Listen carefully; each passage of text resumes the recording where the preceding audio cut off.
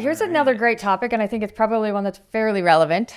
We've touched on this a little bit before, but it keeps coming back up, so we're going to keep discussing it.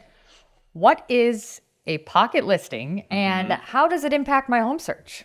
Yeah, so a pocket listing is essentially a property that's not on the physical market. So we have MLS, which is kind of like our main search platform. That's where like all of our properties essentially go on.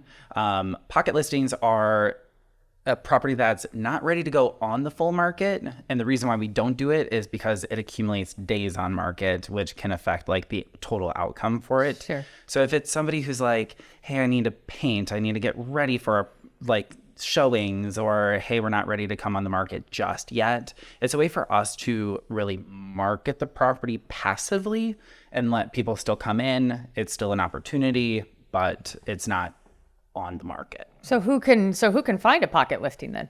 So pretty much agents are the ones that typically get the access to the pocket listings. So we have the keys to the castle. We have the keys to the castle. There are a couple ways that we kind of handle them.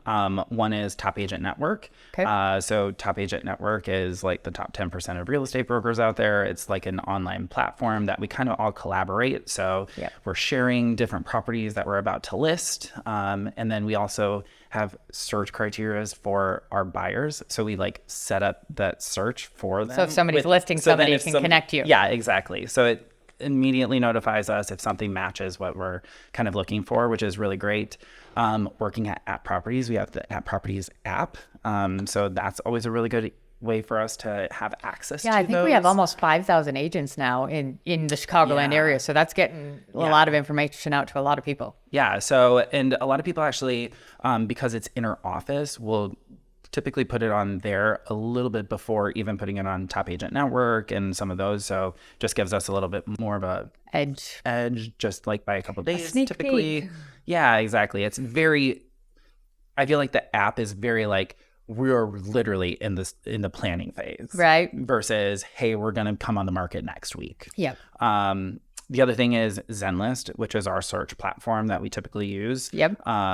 They have access to Private Listing Network, which is another opportunity. So there are a lot of different ways that we can kind of like release inventory in a low inventory market, which is totally great. Well, in Zenlist, that's a great thing to bring up. I mean, we have the ability to, and the reason we like using it so much is we have the ability to connect our buyers to those pocket listings. Yes, we can connect them to everything else, but we can literally get those pocket listings to them in real time as they're coming up, hopefully giving not only us the edge, but giving our clients the edge as well in those aspects.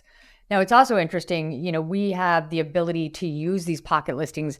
Obviously, there's a lot of talk about how pocket listings work with the buyers, like in this question here, but we're also able to use these pocket listings with our sellers. How does it help them? There's a lot of, it really depends on where we're at in the market, right? Yep. What's going on in the market will 100% get behind the actual plan and strategy that we're going to get put into place. So for example, what we did in Q4 is most likely not what we're doing here today. So we can do it different things. So for example, there can be an element in which, take a listing like this.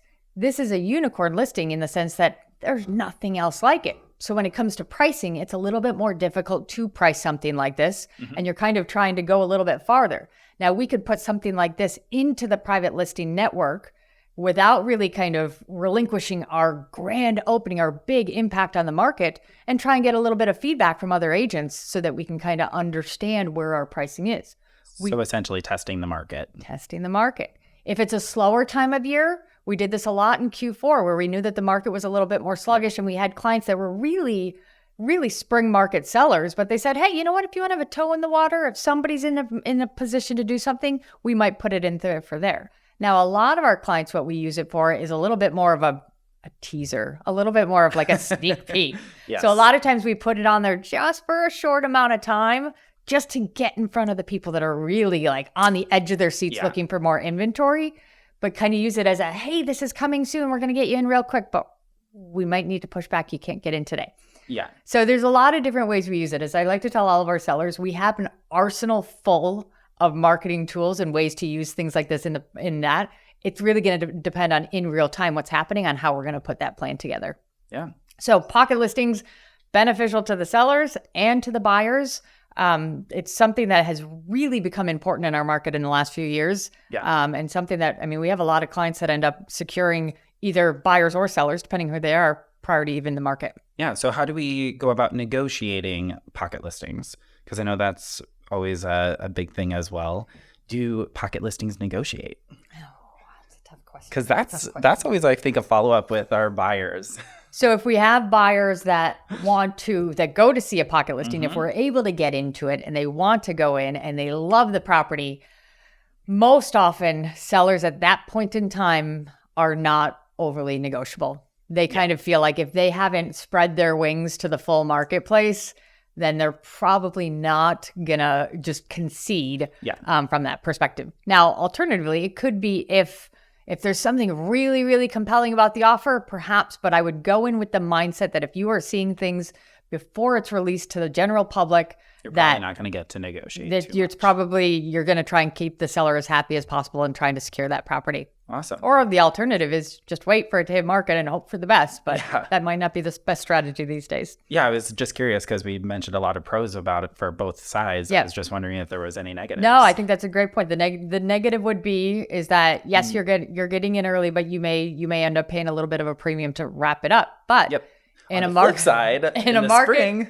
where things get competitive, that premium, it may actually be an advantage. The premium may not be as big as the premium of getting into a competitive situation. Awesome. So. Yeah, that's good.